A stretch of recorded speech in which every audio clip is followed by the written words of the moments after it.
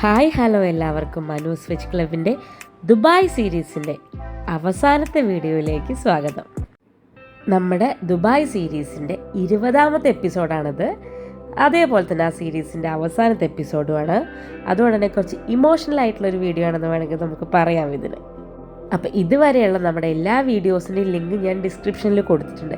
ഏതെങ്കിലും മിസ്സായിട്ടുണ്ടെങ്കിൽ അതുകൂടി ഒന്ന് കണ്ടു നോക്കണം. നമുക്ക് ഇന്നത്തെ വീഡിയോയിലേക്ക് കിടക്കാം. നമ്മൾ തിരിച്ച് നാട്ടിലേക്ക് വരുന്നതിൻ്റെ തലേ ദിവസമാണെന്ന്.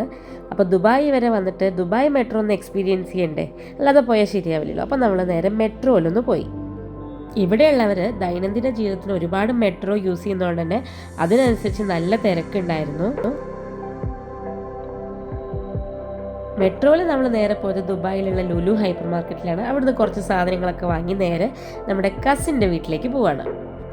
അനുക്കുട്ടി അവിടെ നമ്മളെ വെയിറ്റ് ചെയ്ത് നിൽക്കുന്നുണ്ടായിരുന്നു. നല്ല അടിപൊളിയായിട്ടുള്ളൊരു വെൽക്കം ഒക്കെ കിട്ടിയിട്ടോ നമുക്ക്. അതൊട്ടും എക്സ്പെക്റ്റ് ചെയ്യാത്തതുകൊണ്ട് തന്നെ ഭയങ്കര സന്തോഷമായി. ഇപ്പോഴും ഇവിടെ അബിക്കുട്ടൻ ഇത് എടുത്തു വെച്ചിട്ടുണ്ട് സൂക്ഷിച്ചിട്ട്.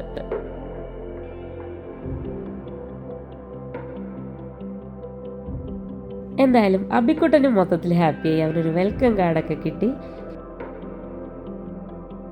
ശ്രീജ ചേച്ചി നമുക്കിവിടെ ഒരു അടിപൊളി പാട്ട് തന്നെ ഒരുക്കിയിട്ടുണ്ടായിരുന്നു.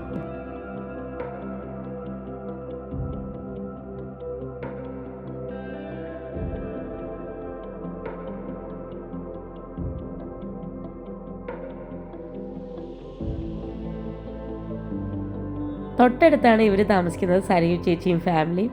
സരയു ചേച്ചി ഇവിടെ പാനിപ്പൂരി നിറച്ചുകൊണ്ടിരിക്കുകയാണ്. എന്തായാലും അങ്ങനെ നല്ല രീതിയിൽ നമ്മളെല്ലാവരും കൂടി ഒരുമിച്ചിരുന്ന് അടിപൊളിയായിട്ടും ഭക്ഷണമൊക്കെ കഴിച്ചു. ഇത് നമ്മുടെ വീടിൻ്റെ ഉള്ളിൽ വെക്കുന്ന ഒരു കുഞ്ഞി CCTV സെറ്റപ്പാണ് കേട്ടോ. നാളെ രാവിലെ പോകുന്നതുകൊണ്ട് തന്നെ ഇന്ന് എല്ലാവരും ഉണ്ടായിരുന്നു നമ്മുടെ കൂടെ. പിന്നെ നമ്മളെല്ലാവരും ഒരുമിച്ച് കൂടുമ്പോൾ എപ്പോഴും ചെറിയ രീതിയിലുള്ള പാട്ടും കലാപരിപാടികളൊക്കെ ഉണ്ട്. അത് ഇന്നും നമ്മൾ മിസ്സാക്കിയില്ല. നമ്മുടെ ഗ്രൂപ്പിലെ ഭാവഗായകനാണ് പുച്ചേട്ടൻ.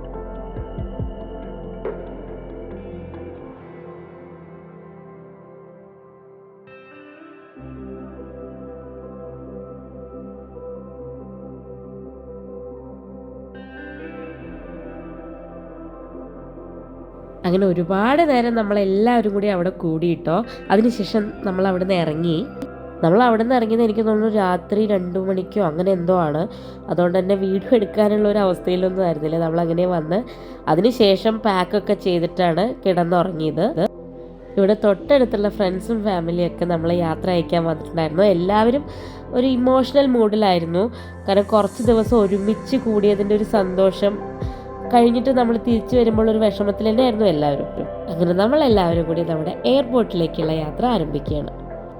ഒരുപാട് ഓർമ്മകളുടെ ബാക്കി വെച്ച് നമ്മൾ ദുബായിൽ നിന്ന് കേരളത്തിലേക്ക് പോവുകയാണ്. നമ്മുടെ ഹെലികോപ്റ്റർ കുട്ടൻ പതിവ് പോലെ ഇന്നും കറങ്ങിക്കൊണ്ടിരിക്കുന്നുണ്ട് ഉഷാറായിട്ട് തന്നെ. ഈ യാത്രയിലുടനീളം നമ്മുടെ കണ്ണും മനസ്സും ഒന്ന് തുറന്നു വെച്ച് ഒന്നുകൂടി ഈ ചിത്രങ്ങളൊക്കെ മനസ്സിൽ ഉറപ്പിച്ചു. ഒരു മരുഭൂമിയിൽ നിന്ന് ഉയർന്നു വന്ന സ്വപ്ന നഗരമായിട്ടുള്ള ദുബായിയോട് നമ്മൾ താൽക്കാലികമായിട്ട് വിട പറയാണ്. പാവപ്പെട്ടവൻ്റെയും പണിയെടുക്കുന്നവൻ്റെയും പടച്ചോൻ എന്നറിയപ്പെടുന്ന ഈ ഒരു നഗരം വളരെ ചുരുങ്ങിയ കാലം കൊണ്ടാണ് ഒന്നുമല്ലാതിരുന്ന മരുഭൂമിയിൽ നിന്ന് ഈ ഒരു ലെവലിലേക്ക് എത്തപ്പെട്ടത്. ഫ്യൂച്ചർ മ്യൂസിയത്തിൽ പോയിട്ട് 50 വർഷങ്ങൾക്ക് ശേഷമുള്ള ഒരു ദുബായ് മനസ്സിൽ കണ്ടുകൊണ്ടാണല്ലോ നമ്മൾ പോകുന്നത്. അപ്പോൾ ആ സമയമാകുമ്പോഴേക്കും ദുബായ് ആ ഒരു നിലയിൽ എത്തപ്പെടട്ടെ എന്ന് പ്രാർത്ഥിച്ചുകൊണ്ട് തന്നെയാണ് നമ്മൾ ഇവിടുന്ന് പോകുന്നത്. നമ്മൾ ഏകദേശം നമ്മുടെ എയർപോർട്ടിന് അടുത്തെത്തിയിരിക്കുകയാണ്.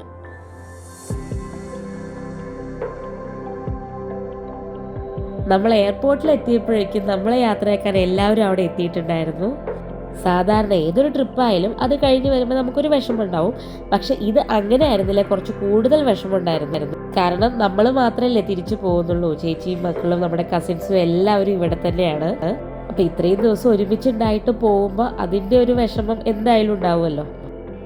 അങ്ങനെ എപ്പോഴും പറയുന്ന പോലെ തന്നെ അതുതന്നെയാണ് എപ്പോഴും എനിക്ക് വീണ്ടും വരുന്നത്. കാരണം ഒരുപാട് ഓർമ്മകൾ ബാക്കി വെച്ചിട്ടാണ് ഈ ഒരു യാത്രയും അവസാനിക്കാൻ പോകുന്നത്. യാത്രകൾക്കൊരു പ്രത്യേകതയുണ്ട്. ബന്ധങ്ങൾ കൂടുതൽ ഊഷ്മളമാക്കാനും അതുപോലെ തന്നെ കൂട്ടിയോജിപ്പിക്കാനും യാത്രകൾക്ക് സാധിക്കും. അതുപോലെ തന്നെ നമ്മളെ തന്നെ കൂടുതൽ മനസ്സിലാക്കാനും അറിയാനും യാത്രകളെ ഹെൽപ്പ് ചെയ്യും. അങ്ങനെ എല്ലാവരോടും യാത്ര പറഞ്ഞ് നമ്മൾ നമ്മുടെ ഫ്ലൈറ്റിലേക്ക് പോവാണ്. സരയു ചേച്ചിയുടെ അപ്പോൾ കുഞ്ഞുണ്ണി കൂടി നമ്മുടെ കൂടെ നാട്ടിലേക്ക് വരുന്നുണ്ടായിരുന്നു. അങ്ങനെ നമ്മൾ സെക്യൂരിറ്റി ചെക്കിങ്ങും എല്ലാ പ്രോസസ്സും കഴിഞ്ഞ് ഫ്ലൈറ്റിൽ ബോർഡ് ചെയ്തു. ഫ്ലൈറ്റിൻ്റെ ചെറിയ ജനലിലൂടെ പുറത്തേക്ക് നോക്കിയിട്ട് ദുബായിയോട് യാത്ര പറയുന്ന സമയത്ത് മനസ്സിലേക്ക് വന്ന ഡയലോഗ് ഹബീബി വെൽക്കം ടു ദുബായ് എന്നാണ്. അങ്ങനെ നമ്മൾ ദുബായിൽ നിന്ന് നമ്മുടെ കേരളത്തിലേക്കുള്ള യാത്ര തുടങ്ങി. ഇതോടുകൂടി നമ്മുടെ ദുബായ് സീരീസും ഇവിടെ അവസാനിക്കുകയാണ്.